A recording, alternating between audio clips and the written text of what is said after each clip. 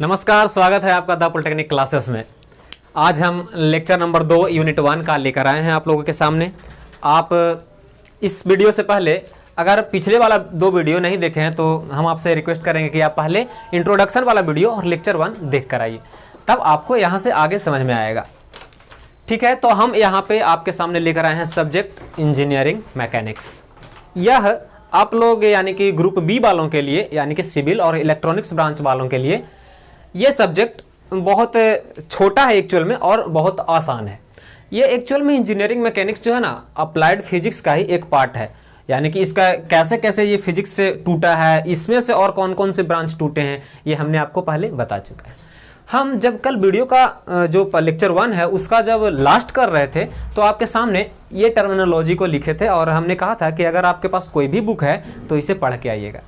अब हम इसके छोटे छोटे डिफिनेशंस के बारे में जानेंगे। यूँ तो आप अगर बुक में देखेंगे तो बहुत भारी भारी डिफिनेशन होते हैं और उसमें कुछ लंबे चौड़े भारी भरकम शब्द जुड़े होते हैं, लेकिन हम यहाँ कोशिश करेंगे कि आपको ये सब समझा दें और इस सब का एक एक लाइन का छोटा छोटा डिफिनेशन आपको दे दें, ताकि आपको आसानी से याद रहे और एग्जाम में लिख सकें।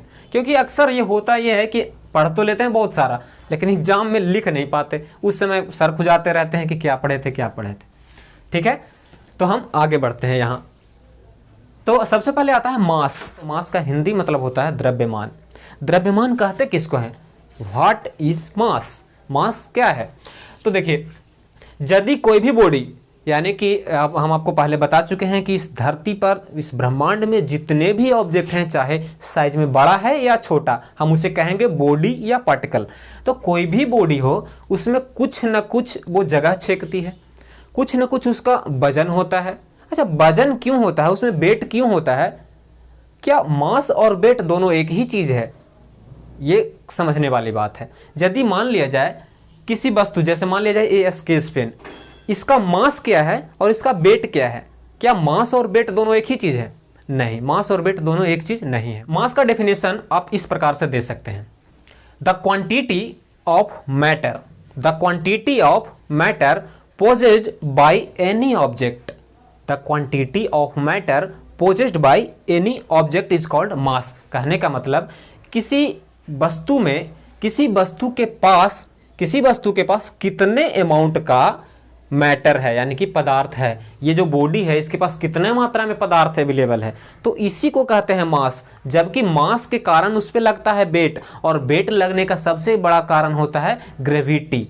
ग्रेविटेशनल फोर्स क्या होता है, ये आपको फोर्स सिस्टम में पता चलेगा कि ग्रेविटी क्या होता है, उसकी स्टडी कैसे करते हैं, और न्यूटन साहब ने ग्रेविटी के बारे में क्या क्या बताया है। ग्रेविटी ऐसा नहीं है कि हर वस्तु पे केवल अर्थ ही लगाती है। ग्रेविटी एक ऐसा चीज है जो हर बॉडी, जो भी आप अपनी आंखों से देख रहे हैं, वो एक दूसरे के ऊपर लगाती है। तो ग्रेविटी के कारण ही कोई बॉडी जिसमें मास है उस पर वेट आता है। यानी कि यदि आप धरती पे 40 kg के हैं तो कोई जरूरी नहीं है कि धरती के ही हर जगह पे आप 40 kg के होंगे, या फिर ऐसा मान लिया जाता है कि चूंकि धरती पर सब जगह g का मान, ये स्मॉल g होता है ना, एक्सेलरेशन ड्यू टू ग्रेविटी, ये अगर बराबर है तो आपका वेट भी हर जगह धरती पे बराबर होगा। हालांकि ऐसा होता नहीं है एक्चुअल में, लेकिन हमारा एजम्पशन ऐसा होता है। एजम्पशन मतलब मान्यता। हमारी मान्यता ऐसी होती है कि हम मान लेते हैं कि धरती पर g का वैल्यू सब जगह सेम है, इसलिए हमारा वेट सब जगह सेम मान के हम लोग पढ़ाई करते हैं। यदि कोई वस्तु है जो 50 kg की है तो धरती पे सब जगह 50 kg की ही होगी, चाहे वो इंडिया में हो चाहे विदेश में हो। लेकिन यदि आप चंद्रमा पे चले जाते हैं तो वहां आपका वेट, यहां अगर आपका वेट 80 kg था तो चंद्रमा पे, ये अर्थ पे वेट है, अगर अर्थ पे वेट आपका 80 kg है तो मून पे आप 80 kg के नहीं रहेंगे। इसमें आप 6 से भाग दे दीजिए, आप इतने kg के होंगे। 80/6 kg आप कैलकुलेट करके निकाल सकते हैं आप कितने kg के मून पे होंगे। ठीक है, तो ऐसा क्यों हो गया? वहां पे आप मतलब आपका वेट क्यों कम हो जाता है? तो आप समझने वाली बात यह है कि क्या मून पे जाने पे आपका मास कम हो जाता है, या आपका वेट कम होता है, या दोनों कम होते हैं? ये समझने वाली बात है और आप खुद इसके बारे में सोचिएगा। हम इसके बारे में अभी नहीं बताएंगे। हमारा क्वेश्चन ये है कि यदि अर्थ से कोई व्यक्ति मून पे चला जाता है तो कुछ तो काम होता है, आपको ये बताना है कि काम क्या होता है, मास, वेट या दोनों, मास, वेट या दोनों। आप खुद से सोच कर देखिएगा, हम इसका आंसर कल दे देंगे, ठीक है। तो एक्चुअल में मास का डेफिनेशन आप लोग लिखिए,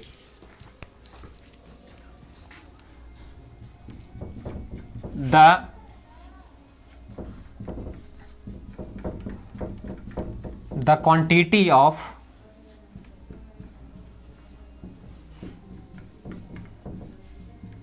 मैटर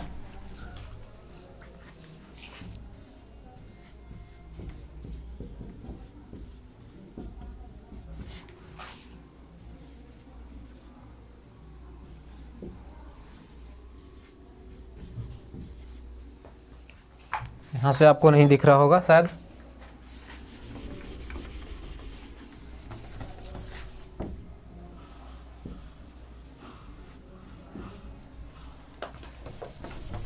ठीक है। The quantity of matter possessed by a body, यानी कहने का मतलब कि यदि आप किसी ऑब्जेक्ट के मास के बारे में बात करते हैं तो एक्चुअल में आप उसमें जो कितना मैटर है उसके बारे में बात करते हैं, कि कितनी मात्रा में वो मैटर अपने पास रखे हुए हैं। पोजेस्ड मतलब उसका मालिक होना, कितने मैटर का कोई बॉडी मालिक है, यानी कि कितना पर उसका स्वामित्व है, आप ऐसा समझ सकते हैं। ऐसे पोजेस्ड का आप पोजेस्ड को एक और वर्ड से आप रिप्लेस कर सकते हैं, हैविंग, बहुत सिंपल होगा थोड़ा आपके लिए, लेकिन ये एक्चुअल में डेफिनेशन इसका है। मास का डेफिनेशन ये रहा आपके सामने, the quantity of matter possessed by a body, ठीक है। तो मास के बारे में आप जान गए। अच्छा, जो इससे पहले जो आपसे क्वेश्चन पूछे थे उसके बारे में जरूर सोचिएगा, और कल ऐसे हम आप उसका मतलब कि हम उसका आंसर दे देंगे, ठीक है। अगला है टाइम। टाइम क्या है? टाइम क्या है? टाइम को हिंदी में तो आप लोग सब जानते होंगे समय, लेकिन एक्चुअल में समय है क्या? यह एक मेजरमेंट है, ठीक है। यह एक मेजरमेंट है, लेकिन किस चीज का मेजरमेंट? तो हमारे दैनिक जीवन में आप अगर ध्यान से ऑब्जर्व करें तो कुछ न कुछ घटनाएं हो रही है। घटनाएं मतलब दुर्घटनाएं नहीं, जो भी घटना हो रही है, यानी कि कुछ भी हो रहा है, जैसे ये स्केच पेन ऊपर जाके नीचे आ गया, ये भी एक घटना है। तो इस तरह के इवेंट हो रहे हैं, हर क्षण हो रहे हैं, हर पल हो रहे हैं। तो इसका मेजरमेंट जो हुआ कि जो घटना होते जा रहा है, तो ये जो हम नापते हैं कि एक घटना कितनी देर में हुआ, कितना समय लिया, यही तो है समय। यानी कि आप कह सकते हैं कि यह एक मेजरमेंट है। Time is the measurement of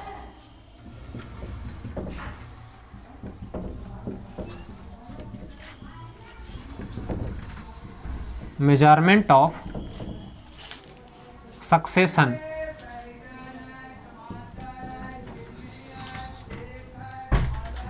of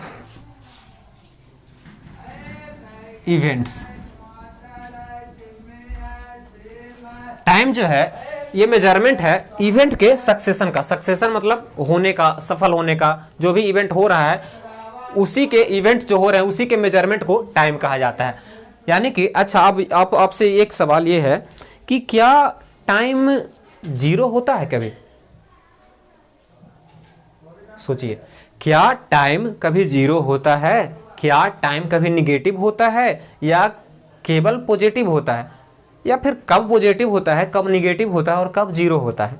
ये सोचने वाली बात है। हालांकि इसका जवाब हम अभी आपको दे देते हैं। अगर आप सोचना चाहते हैं तो आप वीडियो पॉज करके सोच सकते हैं इसके बारे में कि टाइम जीरो कब होता है। देखिए, हम बताते हैं। यदि कोई ऑब्जर्वर मतलब किसी घटना को देखने वाला, उससे एनालाइज करने वाला, मान लिया जाए कि हम यहाँ पे अपने छत पे बैठे हैं, खड़े हैं, और सामने से रेलगाड़ी जा रही है। तो जब हमने रेलगाड़ी को ऑब्जर्व करना प्रारंभ किया, जब से हमने देखना स्टार्ट किया, उस क्षण को कहते हैं t बराबर 0। यानी कि वही क्षण है t बराबर 0 का। यानी कि अभी से, जैसे मान लीजिए स्टॉप वॉच स्टार्ट, वो टाइम हुआ 0। अब यहां से रेलगाड़ी या कोई भी इवेंट हो गई, यहां पर जाके मान लिया जाए कि उस इवेंट का सक्सेशन हो जाता है, यानी कि वो इवेंट समाप्त हो जाती है, या फिर अब उससे हमें कोई मतलब नहीं है। हमारी एनालिसिस यहीं तक होनी थी, कोई पार्टिकुलर टाइम तक।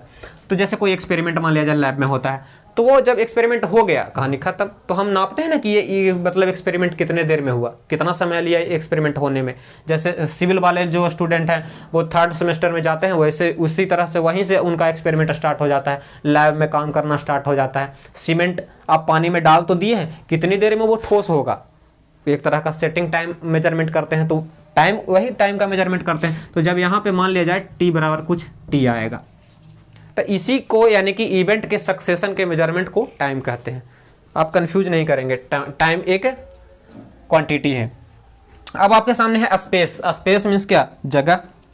स्पेस मीन्स जगह, यानी कि कोई भी ज्योमेट्रिकल रीजन जहाँ पे हम प्ले कर रहे हैं, यानी कि यदि हम ये लिख रहे हैं, यहाँ पे हम खड़ी हैं, तो हम कहाँ खड़ी हैं, कोई ना कोई जगह हम छेक रहे हैं, तो उसी को कहते हैं space.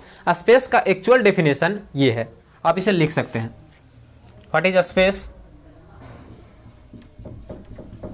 The geometric reason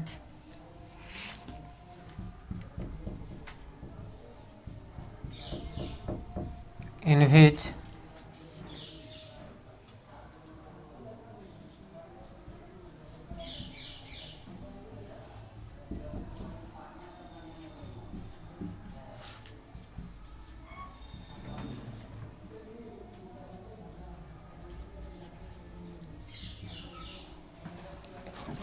study of body is involve. अगला है आपके सामने लेंथ। लेंथ क्या? एक मेजरमेंट। किसका मेजरमेंट? डिस्टेंस का। लेंथ क्या है? मेजरमेंट है डिस्टेंस का। तो इसे भी एक लाइन में आप लिख सकते हैं।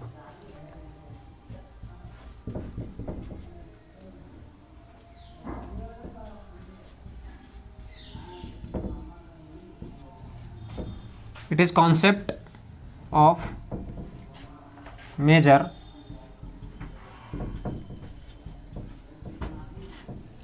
linear distance।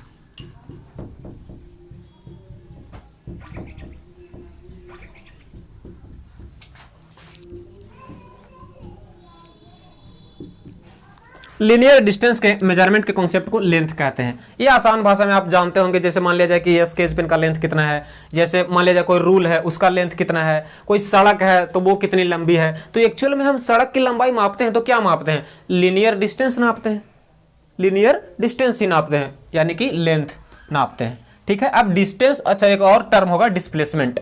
डिस्टेंस और डिस्प्लेसमेंट में थोड़ा अंतर होगा। आप ये 9-10 क्लास में भी पढ़े होंगे कि डिस्टेंस और डिस्प्लेसमेंट में क्या अंतर होता है। जैसे मान लिया जाए कोई व्यक्ति है, जैसे मान लिया जाए एक व्यक्ति है रामलाल। ये कौन है? रामलाल। अब मान लिया जाए कि ये ऐसे ऐसे ऐसे ऐसे होके यहाँ पे पहुँच गए। यहाँ पे चाय पीने वाले हैं। ये चाय की दुकान पे यदि पहुँचे रामलाल तो यहाँ पे मिले श्यामलाल से। ठीक है, यहाँ पे इस श्यामलाल से मिले, अब नमस्ते कर रहे हैं। अब आपको ये बताना है कि इन्होंने अपने घर से इस चाय के दुकान पर जाने में कितनी दूरी तय करे, यानी कि इन्होंने कितना डिस्टेंस तय किया और कितना डिस्प्लेसमेंट तय किया, ये आपको बताना है। तो जाहिर सी बात है, हमें पूरा विश्वास है कि आप जो भी इस वीडियो को देख रहे हैं सब लोग इसके बारे में जानते होंगे। एक्चुअल में इन्होंने जो रास्ता तय किया इसी को कहते हैं डिस्टेंस। एक्चुअल में इन्होंने जो रास्ता तय किया इसी को कहते हैं डिस्टेंस।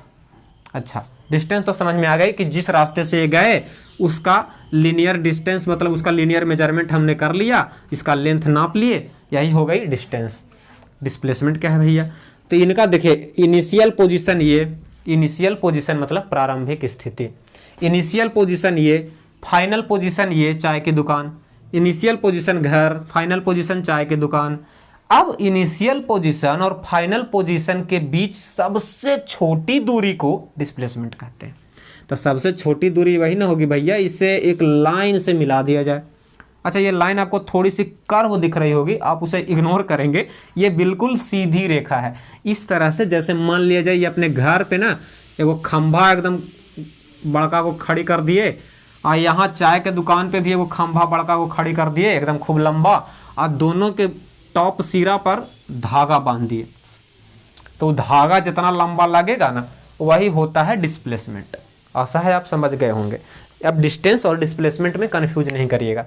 डिस्प्लेसमेंट एक पार्टिकुलर डायरेक्शन में होता है, डिस्प्लेसमेंट एक फिक्स डायरेक्शन में ही होता है। आपको डिस्प्लेसमेंट बताते समय डायरेक्शन बताना पड़ेगा, दिशा बताना पड़ेगा, जबकि डिस्टेंस बताने में दिशा की आवश्यकता नहीं होती है। इसीलिए तो डिस्प्लेसमेंट वेक्टर क्वांटिटी कहलाता है, डिस्टेंस स्केलर क्वांटिटी कहलाता है। आगे आप जब फोर्स सिस्टम पढ़ेंगे उसमें आपको वेक्टर और स्केलर के बारे में थोड़ा सा नॉलेज मिलेगा। हो सकता है आप पहले से भी जानते हो सदिश राशि और अदिश राशि। सदिश राशि किसे कहते हैं? वो ऐसी राशि जिसमें परिमाण के साथ साथ दिशा भी बतानी पड़े, वेक्टर मतलब वेक्टर क्वांटिटी है, यानी कि सदिश राशि है। ठीक है। अदिश राशि किसको कहते थे? तो वैसी राशि जिसमें केवल परिमाण बताना हो, दिशा से उसका कोई लेना देना नहीं हो। तो यहाँ जो डिस्टेंस है ना, ये एक्चुअल में अदिश राशि है। अदिश राशि को इंग्लिश में शायद पता नहीं, अदिश राशि को इंग्लिश में स्केलर कहते हैं, स्केलर, और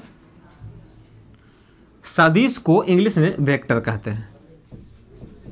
ठीक है, वेक्टर। तो आप इसके बारे में थोड़ा सा, अभी यहाँ पे केवल हम थोड़ा सा बताया, लेकिन बाद में आपको फोर्स सिस्टम पढ़ना है तो उसमें पूरा डिटेल से पढ़ना है कि वेक्टर क्यों, वेक्टर को वेक्टर क्यों कहते हैं, स्केलर क्यों कहते हैं। इसके अलावे कोई राशि होती है क्या? जैसे मान लीजिए इलेक्ट्रिक करंट, क्या वो वेक्टर है? क्या वो स्केलर है? इलेक्ट्रिक करंट में तो डायरेक्शन होती है। जैसे कि मान लीजिए आपके घर में करंट आ रही है, तो आपके घर में करंट आ रही है तो कहीं से तो आ रही होगी, यानी कि उसमें दिशा तो है। तो क्या वो वेक्टर में आएगा कि स्केलर में आएगा? ये सब बाद में चर्चा करेंगे। हालांकि जो इंटर के स्टूडेंट है वो ये सब जानते होंगे। ठीक है, तो हमने लेंथ पढ़ लिया, डिस्प्लेसमेंट थोड़ा सा जान लेते हैं।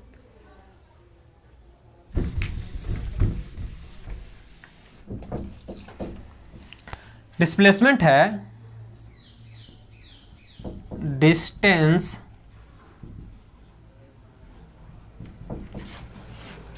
Moved,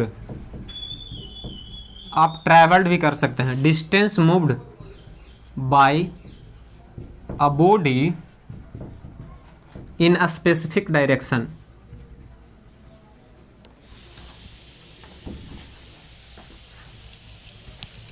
in a specific direction.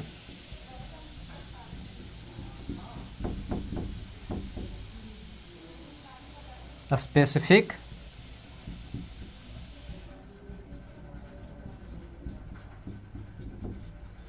Direction. इसका एक और डेफिनेशन आप लिख सकते हैं,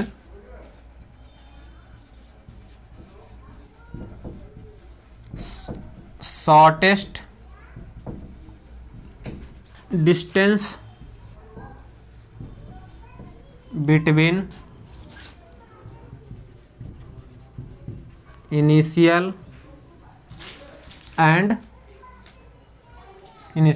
फाइनल पोजीशन।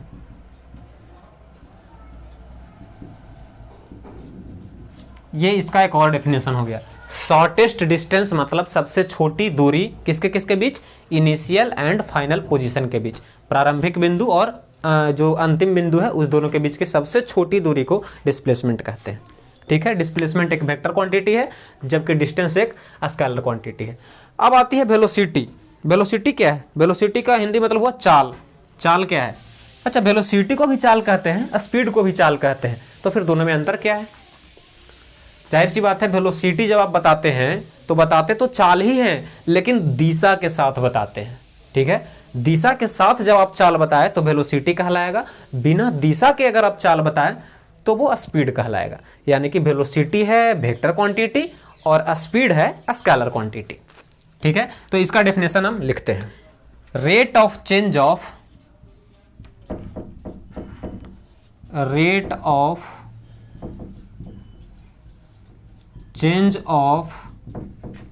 डिस्प्लेसमेंट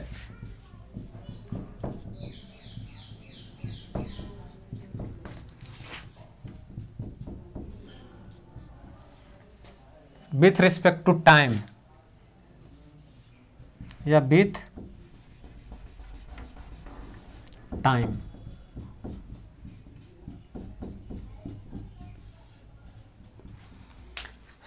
इसका मतलब क्या? Rate of change, rate of change मतलब बदलने की दर। रेट ऑफ चेंज ऑफ किसके बदलने की दर? तो डिस्प्लेसमेंट के बदलने की दर। यानी कि डिस्प्लेसमेंट के बदलने की दर को वेलोसिटी कहते हैं। आप चाल बता रहे हैं, rate of change of displacement बता के। अगला है एक्सेलरेशन, यह है एक्चुअल में rate of change of velocity, यह है rate of change of velocity. ये छोटी छोटी टर्मिनोलॉजी है जो आपको इंजीनियरिंग मैकेनिक्स में याद होनी चाहिए, कभी कभी ऑब्जेक्टिव में पूछ दिया जाता है, इसलिए ये बहुत छोटी सी बात है, आपको याद होनी ही चाहिए, बाई हार्ट एकदम याद होनी चाहिए। आपको नींद से उठा के कोई पूछ दे तो ये सब पता होना चाहिए, ठीक है। एक लास्ट बच गया मोमेंटम। मोमेंटम शायद प्रोडक्ट है, यानी ये किसका प्रोडक्ट है? Product of mass and velocity, mass and velocity, ये प्रोडक्ट है किसका जी? मास एंड वेलोसिटी का। जब आप इसके बारे में ब्रीफ से स्टडी करेंगे, जैसे मोमेंटम, किसी बॉडी का मास आप जानते हैं, किसी बॉडी का वेलोसिटी जानते हैं, यदि आप दोनों को मल्टीप्लाई कर देंगे तो वो बताएगा उसका मोमेंटम। अच्छा, यहाँ पर इंजीनियरिंग मैकेनिक्स में मोमेंटम अलग चीज़ है। कहीं कहीं पे जब फिजिक्स में और डीप में आप जाएंगे या फिर अगले आने वाले सेमेस्टर में एक बार और मोमेंटम मिलेगा, वहाँ पे मोमेंटम का डिफिनेशन अलग होगा। वहाँ पे क्या होगा, अगर वो अभी आप जानते हैं तो आप शायद एग्जाम में कंफ्यूज करने लगेंगे, इसलिए आप मोमेंटम का अभी डिफिनेशन यही जानिए कि ये प्रोडक्ट है। अच्छा, प्रोडक्ट मतलब क्या? प्रोडक्ट मतलब मल्टीप्लीकेशन, मल्टीप्लीकेशन यानी गुना, यानी कि अगर आप मास में वेलोसिटी से मल्टीप्लाई कर देंगे तो जो मिलेगा वो मोमेंटम मिलेगा, ठीक है। तो ये टर्म्स आपको आपके कॉपी में, नोट कॉपी में होने चाहिए, आप इसे लिख लीजिए। हाँ, जब आप इन छोटे छोटे टर्म्स को जब जान गए हैं तो अब आते हैं न्यूटन साहब की तरफ। न्यूटन एक वैसा व्यक्तित्व है जो फिजिक्स की दुनिया में, फिजिक्स ही नहीं मैथ की भी दुनिया में क्रांति लाकर रख दिया है। यानी कि जब आप फिजिक्स का नाम लेते हैं तो भाई न्यूटन का नाम कैसे भूल सकते हैं। और जब आप मोशन के बारे में स्टडी कर रहे हैं, चूंकि इंजीनियरिंग मैकेनिक्स, हम आपको पहले लेक्चर में ही बताए हैं कि इंजीनियरिंग मैकेनिक्स है क्या, ये है मोशन और रेस्ट में यदि कोई वस्तु होता है तो उसी का स्टडी। तो जब मोशन की बात होगी, रेस्ट की बात होगी, तो न्यूटन साहब की भी बात होगी। तो न्यूटन साहब ने मोशन के 3 लॉ दिए हैं, ये आपको शायद पहले से ही पता होगा क्योंकि 10th क्लास में भी ये पढ़ाया जाता है। तो अब न्यूटन साहब के तीनों लॉ के बारे में बात करेंगे। अब चूंकि आप यहाँ डिप्लोमा करने आए हैं तो आप सबका कहीं ना कहीं एडमिशन हो चुका है और आप आशा है कि अच्छे से पढ़ाई भी कर रहे होंगे। हम आपको पढ़ा रहे हैं इंजीनियरिंग मैकेनिक्स और ये आसान सा सब्जेक्ट और छोटा सा सब्जेक्ट हम आपके सामने लेकर आ रहे हैं। आज ये सेकंड लेक्चर है इसका और हमने काफ़ी कुछ इतना में बेस अपना प्लेटफॉर्म तैयार किया है। अब यहाँ से शुरू होगी जो ऐसी चीज़ें जो आपके एग्जाम में कुछ मायने रखती है। अभी तक जो बातें थी वो एग्जाम में ज़्यादातर पूछी नहीं जाती, हो सकता है कभी कभी 1-2 मार्क्स के लिए ऑब्जेक्टिव में आ जाते हैं। तो हम बढ़ेंगे न्यूटन साहब के मोशन की तरफ। अच्छा, ये स्टार्ट करने से पहले हम आपको कुछ चीज़ें और बताना चाहते हैं। देखिए, जब भी आप फोर्स की बात करते हैं, जब भी आप फोर्स की बात करते हैं यानी कि बल की बात करते हैं, तो वो किसी न किसी बॉडी पे लग रही होती है। बॉडी मतलब क्या, हम आपको बता चुके हैं कि बॉडी, ब्रह्मांड में सारी वस्तुओं को हम बॉडी ही कहेंगे या पार्टिकल ही कहेंगे। तो जब किसी पार्टिकल पे या किसी बॉडी पे फोर्स लगती है तो वो कैसे कैसे लग सकती है। देखिए, हो सकता है कि वो फोर्स ऐसे लग रही हो सकता है वो फोर्स ऐसे लग रही हो, या हो सकता है वो फोर्स इसके सरफेस पे लग रही हो। जैसे देखिए, आप प्रैक्टिकल एग्जांपल करके देखिए। मान लीजिए ये एक जो बोर्ड है, ये एक सरफेस है किसी बॉडी का। अब यदि हम यहाँ पे फोर्स इस तरह से लगा रहे हैं, यानी कि बोर्ड के साथ 90 डिग्री का कोण बना के, तो इस फोर्स को कहते हैं नॉर्मल फोर्स। यदि सरफेस से 90 डिग्री का कोण बन रहा हो तो उस फोर्स को कहते हैं नॉर्मल फोर्स, ठीक है। अगर मान लीजिए ये बोर्ड है, व्हाइट बोर्ड है, इस पे हम लिख रहे हैं, यदि ये किसी बॉडी का सरफेस है और इस सरफेस पे हमने फोर्स लगाया परपेंडिकुलर डायरेक्शन में, यानी कि 90 डिग्री का कोण बना के, तब तो कह दिए नॉर्मल फोर्स। यदि ऐसे फोर्स लगा रहे हो तो ये भी तो एक तरह का फोर्स है। अब चूंकि ये इतना चिकना है कि मेरा हाथ फिसल रहा है इस पे, आप दीवार पे करके देखिए, बहुत यानी कि कुछ अमाउंट में जब आप फोर्स लगाएंगे तब हो सकता है कि आपका हाथ फिसले, लेकिन स्टार्ट में चूंकि फ्रिक्शन ज़्यादा है इसीलिए वहाँ पे फोर्स आप थोड़ा बहुत लगा सकते हैं। तो उस फोर्स को क्या कहते हैं, जैसे इस बॉडी के सरफेस पे हमने ये एरो से दिखाया है, ये कौन सा फोर्स है। अच्छा, फिर ये देखिए, ये तो ना सरफेस पे लग रहा है और ना 90 डिग्री पे लग रहा है, तो ये कौन सा फोर्स है। तो इस फोर्स को जो कुछ ना कुछ एंगल बना रहा हो, जैसे बोर्ड पे अगर हम लगाएं तो ये ऐसे अगर हम फोर्स लगाएं, ये ऐसे लगा रहे थे तो नॉर्मल, अगर ऐसे लगाए ना एकदम बोर्ड से चिपक के लगा रहे हैं और ना बोर्ड से एकदम 90 डिग्री बना के लगा रहे हैं, कैसे लगा रहे हैं, ऐसे एंगल, कुछ ना कुछ एंगल है बोर्ड और हैंड के बीच में, तो इस तरह के फोर्स को कहते हैं इंक्लाइंड फोर्स। और ये जो है सरफेस पे लग रहा है ना, इसे कहते हैं शियर फोर्स। ये है शियर फोर्स। तो फोर्स के बारे में आपको थोड़ी जानकारी होनी चाहिए न्यूटन लॉ ऑफ मोशन पढ़ने से पहले। फोर्स कैसे कैसे, normal force, inclined force, shear force. अच्छा, इसके अलावा भी फोर्स दो तरह के होते हैं। ये है लग रहा है कैसे, उसके आधार पे इसका बंटवारा। अब हम दिख रहे हैं कि लगता कैसे है। जैसे मान लिया जाए ये है इधर मिस्टर रामलाल, ये एक रस्सी को पकड़ के खींच रहे हैं, तो एक तरफ से अकेले ही थोड़े खींच रहे हैं, इधर से श्यामलाल भी खींच रहे हैं। कहाँ समझे, इधर से श्यामलाल भी खींच रहे हैं इसको, समझे। ये रस्सी है, ये बीच में से मुड़ा हुआ नहीं है, ये क्या है, रस्सी है। अब रामलाल और श्यामलाल दोनों मिल के रस्सी के खींच रहे हैं, एक तरह का ई फोर्स हुआ। रस्सी में फोर्स तो लग रहा है भैया, काहे कि दोनों खींच रहे हैं। अच्छा, मान लिया जाए अब एक लकड़ी का टुकड़ा है, अब मान लीजिए कि बांस है, ये बम्बू, ठीक। अब ये लोग जो खींच रहे थे, खींचना छोड़ के इसको ढकेलना शुरू कर दिए, यही रामलाल और श्यामलाल अब इसको ढकेल रहे हैं। इधर से श्यामलाल क्या कर रहे हैं, इसको ढकेल रहे हैं।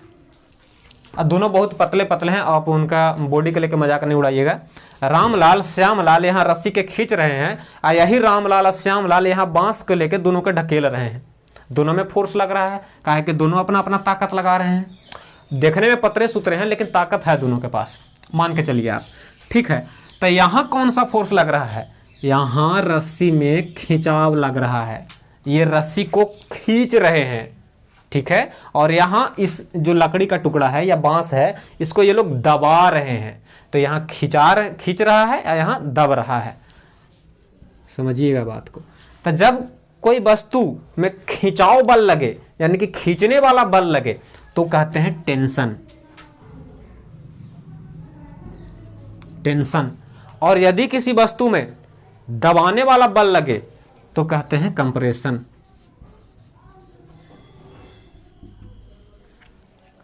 इक्विलिब्रियम वाले यूनिट में आप इस सब के बारे में और डिटेल में पढ़ेंगे। अभी सिर्फ आप परिचय कर लीजिए कि यदि किसी वस्तु पे, जैसे मान लिया जाए ये स्केच पेन, इस पे अगर हम दोनों हाथों से खींच रहे हैं तो यह है टेंशन, लेकिन अगर दोनों हाथों से दबा रहे हैं तो यह है कंप्रेशन, ठीक है। तो टेंशन जिसके कारण जनरेट हो किसी बॉडी में, उस फोर्स को कहते हैं टेंसाइल फोर्स। आज किसी बॉडी में कंप्रेशन जनरेट हो किसी फोर्स के कारण, तो उस फोर्स को कहते हैं कंप्रेशन फोर्स। ये न्यूटन्स लॉ ऑफ मोशन से पहले आपको फोर्स के बारे में थोड़ी जानकारी होनी चाहिए। अब देखिए एक एग्जांपल और, मान लिया जाए कि ये आपके पास एक लोहा का प्लेट है, खाना खाने वाला नहीं, लोहा का कोई प्लेट है, उसके नीचे एक और प्लेट रख दिए। अब यहाँ पे इस दोनों में एक होल कर दिए मशीन के सहायता से, और इस होल में नट बोल्ट लगा के एकदम टाइट कर दिए। क्या समझे, दोनों प्लेट में एक होल कर दिए और दोनों में नट बोल्ट घुसा के एकदम टाइट कर दिए। अब मिस्टर श्यामलाल और मिस्टर रामलाल को बुलाते हैं और इनको कहते हैं खींचिए भैया, क्या करिए, खींचिए। रस्सी बांध दिए हैं इनका पीठ में, अब खींचिए। इनका से इधर खिंचवाते हैं, आप भी इधर खींचिए सर। इनको पीठ में रस्सी बांध दिए, ठीक है। अब ये दोनों इधर खींच रहे हैं, दोनों के पास ताकत बहुत है, देखने में दुबर पातर है लेकिन ताकत बहुत है, ठीक है। हमारे रामलाल और श्यामलाल इसको खींच रहे हैं। अब बताइए कि इस नट बोल्ट पे कौन सा फोर्स लग रहा है। सोचिए, वीडियो पॉज करके आप सोचिए, हम आपको बताते हैं इस नट बोल्ट में। अच्छा देखिए होगा क्या, बाय द वे इन लोग के पास इतना ताकत है भैया, इसको तो ऐसे ही कबार कर लेके चल जाएंगे। तो होगा क्या कि इधर वाला रॉड जो था ये आधा नट लेके, नट नहीं बोल्ट, आधा बोल्ट लेके इधर चल जाएगा, इधर वाला आधा लेके उधर चल जाएगा। यानी कि बीच में से ये जो नट बोल्ट था कट गया, बीच में से बोल्ट था वो कट गया। यानी कि ये था भैया, ये दो भाग में बट गया। यानी कि इस पे इधर चला आया, ये इधर चला आया, यानी कि ये शियर हो गया। कट गया मतलब शियर हो गया। अच्छा, तो इसी शियर हो जाने वाले, यानी कि इसी शियर कराने वाले फोर्स को शियर फोर्स कहते हैं। ठीक है, अब ये इसके मतलब ये इसका मेजरमेंट कैसे होता है, इसके बारे में और ज़्यादा बातें आप इक्विलिब्रियम में सीखेंगे या फिर फोर्स सिस्टम में सीखेंगे। आप इतना समझिए कि यदि किसी सरफेस के परपेंडिकुलर फोर्स लगा रहे हैं तो नॉर्मल फोर्स बोला जाता है, यदि कोई एंगल बना के लगा रहे हैं तो इंक्लाइंड फोर्स बोला जाता है। एकदम 0 डिग्री के साथ एंगल, मतलब कि 0 डिग्री एंगल के साथ लगा रहे हैं तो उसे शियर फोर्स बोला जाता है। ये नट पर यदि क्रॉस सेक्शन आप नट का देखिएगा तो ये क्रॉस सेक्शन था, इस पे फोर्स लग रहा था एक इधर की तरफ, और इधर जो कट के एक और आ गया इस पे लग रहा था इधर की तरफ, और दोनों क्या हुआ फाइनली कट गया, तो उसको कहते हैं शियर फोर्स। अच्छा, टेंसाइल और कंप्रेशन भी आप समझ चुके हैं। ठीक है, अब आगे बढ़ते हैं हाँ अपने न्यूटन साहब की तरफ।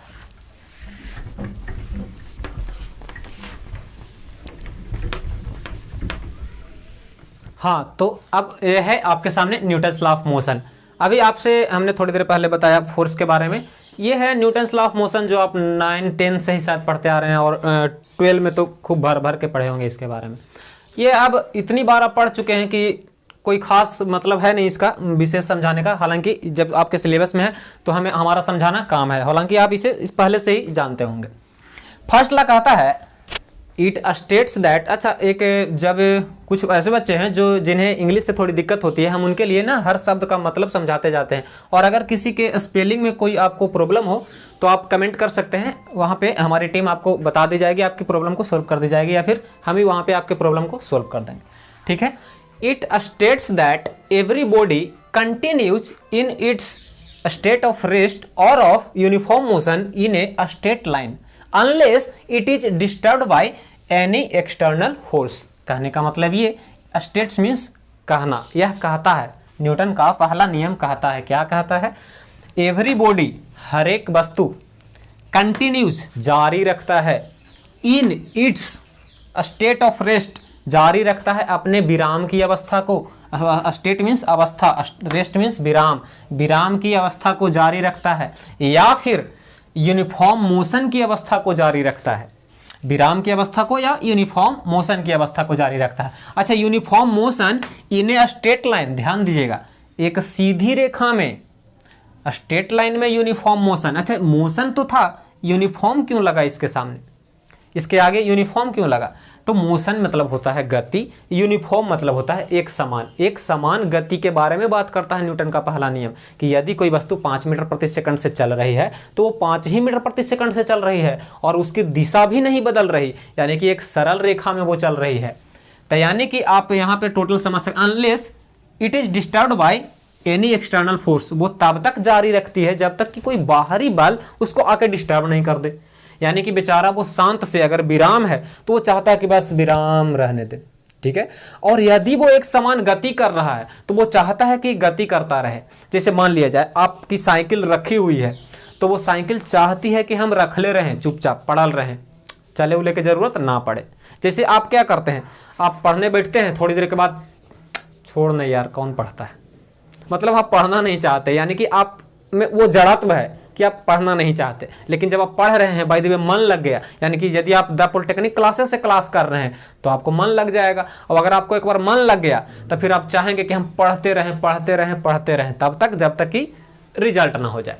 ठीक है, तो यही बात यहाँ लागू होते हैं। न्यूटन का पहला नियम कहता है, आप यानी कि यदि आप द पॉलिटेक्निक क्लासेस से जुड़ के पढ़ रहे हैं तो आप पे न्यूटन का फर्स्ट लॉ लग रहा है भाई। हाँ, तो ये कहता है कि कोई भी बॉडी या तो रेस्ट में रहना चाहती है या फिर अगर गति कर रही है तो वो गति में ही रहना चाहती है। लेकिन जब बताइए आपकी साइकिल रखी हुई थी तो आप तो उसे उठा के चलाने लग जाते हैं। जब आप चला रहे हैं तो वो तो यूनिफॉर्म, मान लीजिए कि एक सीधी सड़क है, आप उस पर चला रहे हैं, तो न्यूटन के फर्स्ट लॉ के अनुसार उसे रुकना नहीं चाहिए, क्योंकि वो वस्तु चाहती ही है यूनिफॉर्म मोशन अगर हो रहा है तो unless it is disturb by any external force, जब तक उसे कोई बाहरी बल डिस्टर्ब ना करे तब तक वो गति में ही रहना चाहती है। तो फिर आपकी साइकिल रुकती क्यों है? रुकती इसीलिए तो है, यहीं तो लिखा हुआ है कि एक्सटर्नल फोर्स के कारण डिस्टर्ब करता है उसको। तो एक्सटर्नल फोर्स वहाँ कौन लगता है? फ्रिक्शन, जो सड़क से टायर पे लग रहा है, जरूरी भी है, लेकिन वहाँ पे हमें और स्पीड चाहिए तो वो रोकता भी है, तो फ्रिक्शन के कारण रुकती है। हवा का रेजिस्टेंस, हवा भी आपके बॉडी पर लगती है तो वो भी रुकता है, मतलब आपको रोकने की कोशिश करती है। तो यानी कि एक्सटर्नल फोर्स वो सब हो गए, इसलिए वो रुकती है। ठीक है। सेकंड लॉ कहता है, second law it states that the rate of change of momentum, momentum आप पहले जान चुके हैं, उसके बदलने की दर, rate of change of momentum. देख रहे हैं यहाँ पे जो भी शब्द आप एक बार सीख लेते हैं वही शब्द लगभग बार बार रिपीट होते हैं। इसीलिए अगर आप 10th पे आए हैं, आपकी इंग्लिश थोड़ी वीक है, तो हम आपसे यही कहना चाहेंगे कि जब भी आप लेक्चर देखते हैं तो उसमें से जो भी वर्ड आप, मतलब जिस भी वर्ड का मतलब नहीं समझ पाते उसे आप एक अलग कॉपी में नोट कर लीजिए। जब आपके पास ऐसे करते करते 400-500 शब्द का एक समूह हो जाएगा तो आप पाएंगे कि सारे फिर वही शब्द रिपीट होते हैं। पूरे सेमेस्टर में फिर सारे सब्जेक्ट में वही शब्द रिपीट होंगे। जब भी कोई नया शब्द आए तो उसे लिख लीजिए, जब भी कोई नया वर्ड आए उसे लिख लीजिए प्रोनाउंसिएशन के साथ, उच्चारण के साथ। जैसे देखिए हम इसे पढ़ते हैं स्टेट्स, अब आप अगर केवल इसका लिख लेते हैं स्पेलिंग और इसका मीनिंग लिख लेते हैं अवस्था, लेकिन इसका उच्चारण नहीं लिखते तो फिर वहां आप गड़बड़ा जाएंगे पढ़ने में। तो चलिए सेकंड लॉ को खत्म करते हैं। It states that the rate of change of momentum of a body is directly proportional to applied force. जो फोर्स आपने लगाया है उस बॉडी पे उसके समानुपाती, डायरेक्टली प्रोपोर्शनल मतलब समानुपाती होता है क्या? तो मोमेंटम का रेट, बदलने का दर। एंड, और जो मोमेंटम होता है इट आकर्स, आकर्स मतलब होता है, occurs in the direction of force, जिस दिशा में आप फोर्स लगा रहे हैं उसी दिशा में ये घटना होती है, ये कहता है सेकंड लॉ। इसी सेकंड लॉ से ही आता है F बराबर m फार्मूला, जो आप बाद में अप्लाई करेंगे। यहाँ पे इसका डेरिवेशन इंपॉर्टेंट नहीं है, आपको केवल इतना जानना इंपॉर्टेंट है कि F बराबर m होता है, जहां F है फोर्स, m है मास और a है एक्सेलरेशन। ठीक है। थर्ड लॉ की तरफ बढ़ते हैं। For every action there is equal and opposite reaction. ये बचपन से आप जान रहे हैं कि जब भी कोई क्रिया होती है तो उसके बराबर एवं विपरीत प्रतिक्रिया होती है। ठीक है। तो न्यूटन लॉ ऑफ मोशन अभी खत्म नहीं हुआ है, इसके बारे में कुछ और बातें हैं जो हम नेक्स्ट क्लास में कंटिन्यू करेंगे। आज का क्लास यहीं पे समाप्त करते हैं, थोड़ा लंबा हो रहा है और आपको जो बताया गया वो जरूर करिएगा। इसका एक बार रिवीजन, पीछे वाले क्लास का रिवीजन, और जो मतलब कि जो वर्ड्स हैं उनका प्रोनाउंसिएशन के साथ आप उनका मतलब लिखते जाइएगा अगर आपके लिए वो वर्ड नया है तो। ठीक है। तब तक के लिए नमस्कार, मिलते हैं नेक्स्ट क्लास में। जुड़े रहिए द पॉलिटेक्निक क्लासेस से, हम आपको बनाएंगे जीरो से हीरो।